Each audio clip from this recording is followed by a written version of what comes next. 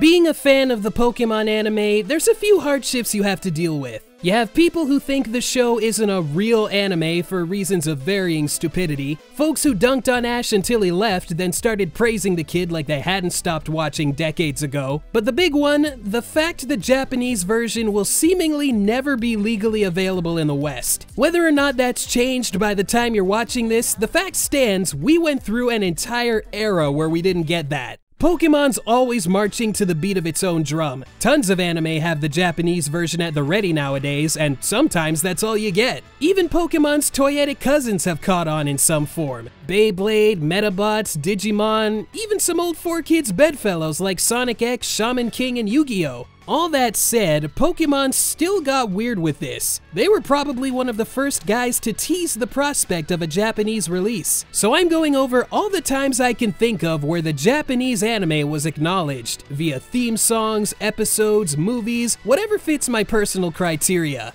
A good place to start is with openings and endings, the first coming to us from the Pikachu's Winter Vacation VHS. This came out holiday 1999 and features the Japanese opening Winter Vacation fan club as a bonus, even showing the Pocket Monsters anime logo. I didn't know a thing about this tape for years, having first seen these shorts on Pokemon Chronicles back in the day, and seeing cel animated Pokemon years after it went digital, it was like a piece of childhood that passed me by. I can't find any promos for this tape, so I'm betting it got lost in the mix that was Pokemania Christmas of '99. But it's crazy a rinky-dink holiday tape holds our first taste of a Pokemon world unlike our own. The next time this happened was with an end theme, that being Meowth's Party. When episode 106, the Pokemon Water War, first aired on Kids WB, instead of the usual Pikachu's jukebox to play us out, viewers were greeted to this ending in its original Japanese, which I'm sure came as a shock. Heck, the site Dogasu's backpack was in its infancy and he wrote about how insane it was to see on that very day. Even crazier, next week's episode, Pokemon Food Fight, also closed with Meowth's Party, only this time, it was in English. Neither version of this ending ever aired again on American TV, but thankfully recordings of the latter made their way online, including a bumper announcing the event. You're invited to Meowth's Party! You might be asking, what was the reason behind this? And I have no idea. I thought it was part of some themed event, but I can't find anything to back that up. But here's something to think about. Some of you might know this ending was the basis for an interactive GameCube tech demo, done up by the Pokemon Stadium team, which explains why the ending uses stadium models. The demo was shown off at Space World 2000, which took place from August 24th to the 26th. And August 26th happens to be when the ending first played on Kids WB, so maybe there was some correlation there, time zones aside. And there's gotta be at least a few people who saw this on TV, then got Smash Bros. Melee a year later and saw that Meowth trophy. They probably lost their minds. Though most folks likely didn't know what this was referencing. I sure didn't. Maybe if they got Pokemon Channel a few years down the line, cause Meowth's Party showed up there too. More on that game later. But this party's not over yet. Jumping ahead to 2009, Warner Bros. Re-released the first 3 Pokemon films in a 2-disc set called, the first 3 movies. It's as low effort as it sounds, with all the original special features squeezed in there. The one listed for the second film was Meowth's Party. This, boys and girls, is called false advertising because it's not there. Honestly, this whole package screams we couldn't care less. Trailer may not be subtitled, you should know, but I'm still not sure how this ended up on here. Maybe it was considered for the original DVD? I mean, the time frame does line up perfectly. On to other songs, there's been cases where a character will sing one in the show and the dub leaves it in, with new lyrics for what's played and nothing more. It's happened with Meowth's song and Team Rocket Forever, which I have talked to death about in previous videos, but the biggest showcase of this is in episode 243, Same Old Song and Dance. Team Rocket Forever shows up here, but there's also dub takes of 3 more songs. Summer Vacation Fan Club, the theme for Pikachu's Vacation,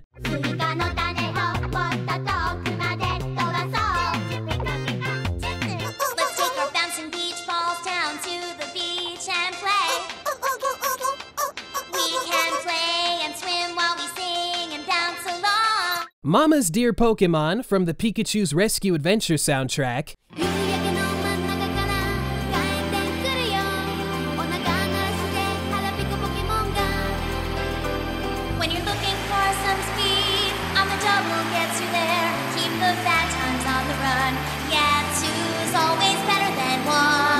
And last but not least, Brock's or Takeshi's Paradise, the 9th Japanese ending. So la la la, look at my smiling face. There are lots of girls, I'm in my happy place. So la la la, this is my paradise, so live on. Olay, yeah, yo, Paradise would show up again in the Hoenn saga, with the dub having a slightly different take on the lyrics. La la la la la la, I kinda like this song. La la la la la la, why don't you sing along? I sing my la la la for the girls. For the girls, yeah! It later showed up during Diamond and Pearl in the Psyduck Stops Here, but that time the dub axed the music and just had Brock awkwardly going, "For the girls, yeah!" For the girls, yeah! Come on, you're not actually serious, are you? Of course! However, this episode also used the 12th end theme, Poketari Mansutari, for BGM, with the dub keeping it for the first time. Well, discounting the Camp Pikachu short. The dub kept that song during the credits, although it was just the music, no vocals. But if you listen closely at the song's end, you can hear the singer for a brief moment.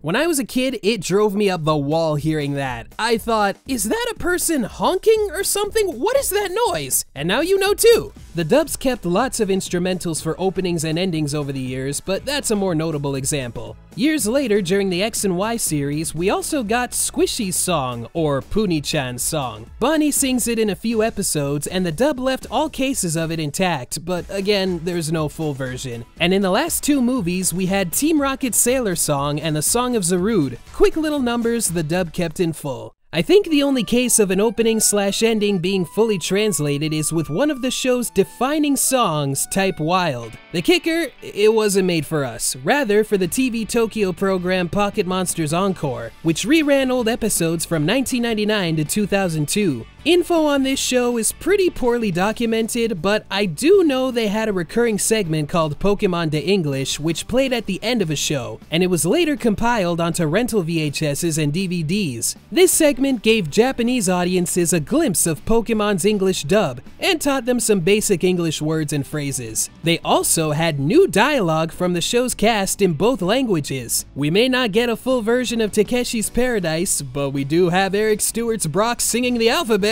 Songs from the dub's Karaokemon segment played here too, and the aforementioned Type Wild, sung by Robbie Danzy. I don't know what the legal rights surrounding this are like, but it's a crying shame the dub never used it. It later showed up on the CD single for OK, the first Johto opening, in September 2000. This disc also has some bonus CD-ROM footage if played on a PC, with a preview for the 3rd movie and the Meowth's party ending. You see how this all comes full circle? But that's enough about music for now. Let's go over some animation. The first example I can think of is Professor Oak's Pokémon lecture. This played at the end of an episode starting in the original series and had various successors in the years to follow. Oak gives a brief rundown of a Pokémon from his database, shows a live example in his lab, and said Pokémon usually ends up attacking or humiliating him. He then closes out with a haiku-like poem called Senryu. Though never used in the dub, they did receive these segments cause they popped up in some other places. If you're familiar with the VHS of the first movie, you've seen the segment for Alakazam, repurposed here for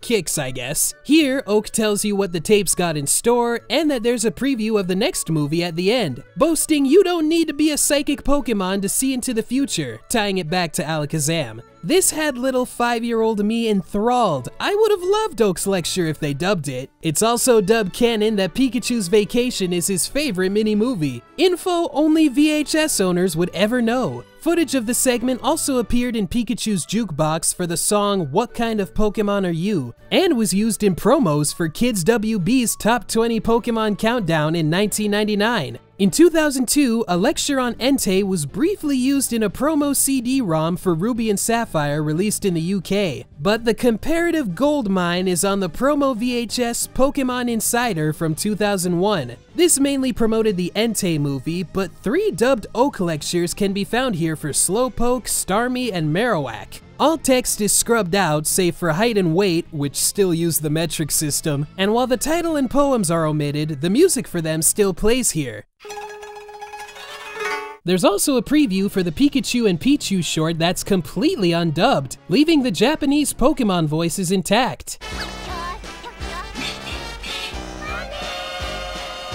And that gives me a good enough segue into talking about Pokémon Channel again, which has an exclusive short, Pichu Brothers in Party Panic. Initially, it's split into 5 parts, but can later be seen in full and also in a foreign language. The Europe release has Spanish as the foreign language if the game's played in English and vice versa, but North America's foreign language was Japanese. Channel also has a set of collectibles called Nice Cards, and if you get the card for Togepi, it'll show up later to give you the Kasumi channel. The Pichu Brothers short in Japanese, only this time with narration done by Mayumi Izuka, the Japanese voice of Misty, or Kasumi rather. But you want to talk about something bigger? Let's get into the era of the movie DVDs. Starting with Spell of the Unknown, they became like little exclusive windows into Japan. The first 4 movies all had a trailer for the next film in line, but for movie 3's trailer for Pokémon Forever, it was in Japanese. Not a lick of English anywhere, and a link to the film's Japanese website was left in. For some fans, they might have gotten their first hint at Gen 3 here too. The bit for the Pikachu short shows Kecleon and Azurill. Some kid back then had to have gone to their friends like, "Dude, I saw a baby Meryl and a chameleon Pokemon on my Entei DVD," and no one believed him. This trailer's also on the Forever DVD, minus the website link, but there's another trailer here that features some of the film's actors, the director Kunihiko Yuyama, and Ash's Japanese voice Rika Matsumoto. A Japanese trailer for Pokemon Heroes and its short Camp Pikachu is also here, and as a quick aside, this DVD came out 1 day before the Gen 3 games dropped in North America, so it may have been the first time someone saw Latios and Latios too. For Heroes, this film's dub made history, retaining the lyrical song Secret Garden. It's sung entirely in English and was left 100% intact and unedited. To date, it's the only time the dub's done that, though they would partially keep one more lyrical song, which we'll cover in a sec. Heroes' DVD doesn't have a teaser for the next movie, but it marked the start of what I call behind the scenes with Mr. Yuyama. Movies 5 to 9 all have some form of this, and here we get a quick look at location scouting Yuyama did for Heroes in Venice, Italy. On the DVD for movie 6, Jirachi Wishmaker, Yuyama comes to us from Vancouver, BC, location scouting for an upcoming film, but didn't say anything more. That, of course, would turn out to be Destiny Deoxys. But talking more about Jirachi, it's quite the package for Japanese enthusiasts, mainly for how it handled music. For the film itself, Mei's humming of Chisaki Mono is left undubbed for reasons unknown, maybe a contract clause or something.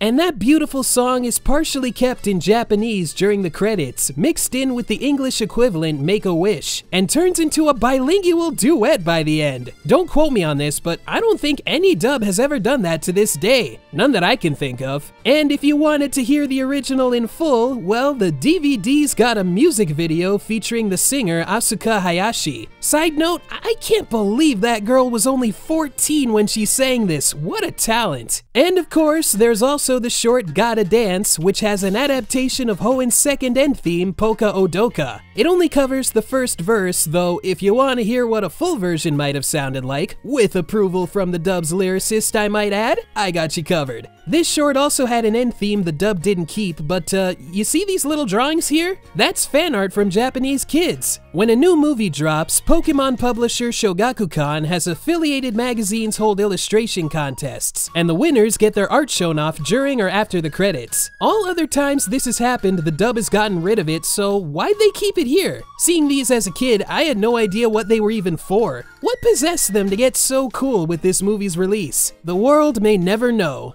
Anyways, wasn't I talking about Yuyama? Okay, back to him. For the Deoxys film, we get to see more of that Vancouver scouting from the last DVD, and instead of subtitles, we get dubbed VO for him provided by Pokemon mainstay Ted Lewis, who actually voiced a Yuyama lookalike years later in Sun and Moon, little known fact. They also mistakenly referred to the man as Katsuhiro Yuyama, but I won't hold it against anyone. I am the animation director for Pokémon, Katsuhiro Yuyama. The DVD also has poster art from the Japanese film, so that's another cool first. On to the 8th film, Lucario and the Mystery of Mew. We get a look at scripting and storyboard discussions, scanning and coloring, the use of 3D technology, and how the soundtrack was done, peeking into all their work areas. It's actually really cool. For location scouting, Yuyama and his crew went to Germany and based the film's Cameron Castle off of Germany's Neuschwanstein Castle. Yuyama also has a few words for the audience, this time dubbed over by Pokémon narrator Roger Parsons, who was not the Pokémon narrator at this time or in the film, but came back to the role in Season 9, which just started airing when this DVD came out. Kinda crazy, isn't it? This movie is full of amazing scenes. I urge you all to check out and enjoy this Pokémon movie. And for the 9th film, Pokémon Ranger and the Temple of the Sea, we've got Yuyama scouting through Italy once more, visiting the city of Naples, the ruins of Rome, and the island of Capri, alongside the film's writer Hideki Sonoda and series composer Shinji Miyazaki. The narration's kinda dry, but it's still cool hearing these guys talk about their trip and what inspired them for the film. Clocks in at 10 minutes too, so it's a pretty hefty send-off to this sub-series, and any and all special features on DVDs to come.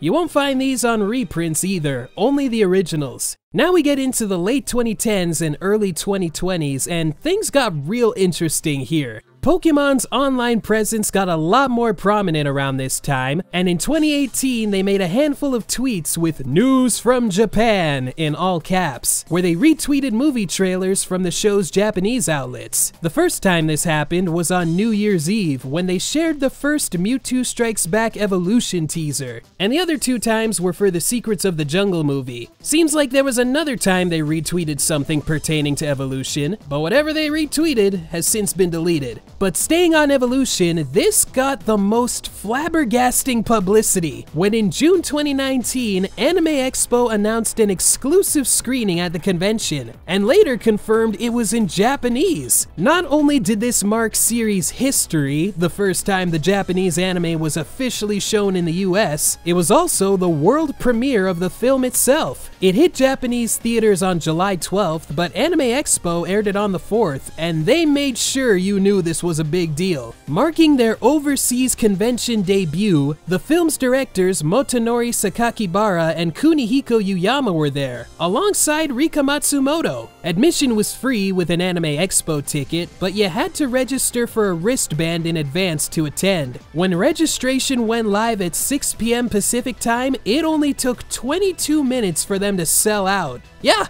people were excited. As fans were being seated, the venue's speakers played the first opening theme, aimed to be a Pokemon master, and the film's end theme, Together with the Wind. A bilingual MC was also there to hype up the audience before things got started. After the screening, Matsumoto, Sakakibara, and Yuyama took to the stage and gave some comments. Matsumoto was blown away by the audience's reception and never thought in a million years an event like this would happen. See, even she was shocked. Afterwards, the 3 held a Q&A, and someone got the gumption to ask the eternal question: will there be any further opportunities for fans in the US to see the Japanese version of Pokémon? The response may surprise you. Yuyama confirmed that yes, plans were in place for future showings, and Matsumoto added to this, saying fans could, quote, count on it. Well, that didn't end up happening, and I'll be optimistic and say the pandemic probably had something to do with that. I mean, they wouldn't just lie to us like that, would they?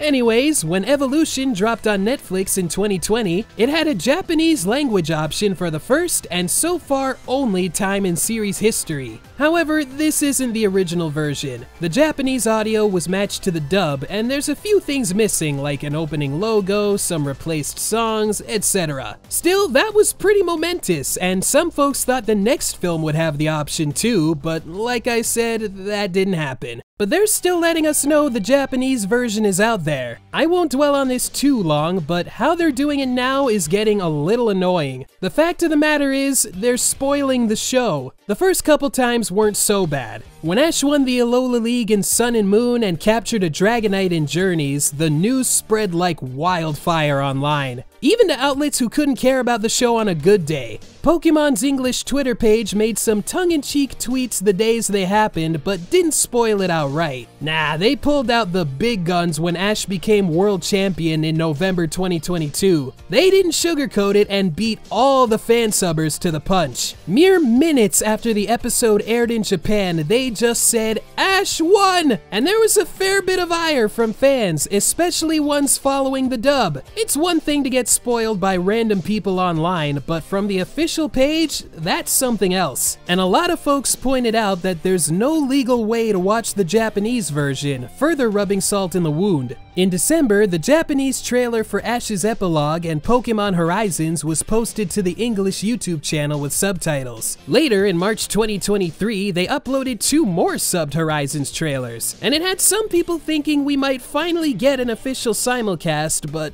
no. Horizons is already underway, with Pokemon socials spoiling things when most convenient for them, and Journeys' final batch of dubbed episodes dropped in June, where we'll see Ash win the championship 7 months after they already broke the news. And the epilogue series currently doesn't have a street date, unless you're watching it in Canada like me. So after nearly a quarter century of chain yanking, yeah, I'd say we're well overdue to get the Japanese version. The market is definitely there, and they know people are watching it. And don't get things misconstrued, I am A-okay with the dub. It has its place and has good people working on it, but I know Pokemon has the money to give us a simulcast. If they can make a virtual Post Malone concert and a Bidoof music video spoofing Never Gonna Give You Up, this prospect doesn't sound too insane, does it? I mean, I guess it is, cause we still don't have it, but that could change, and I hope it does. I'd also like to see bilingual DVDs, and I'd love for Japanese fans to get DVDs of the show in any capacity outside rentals, but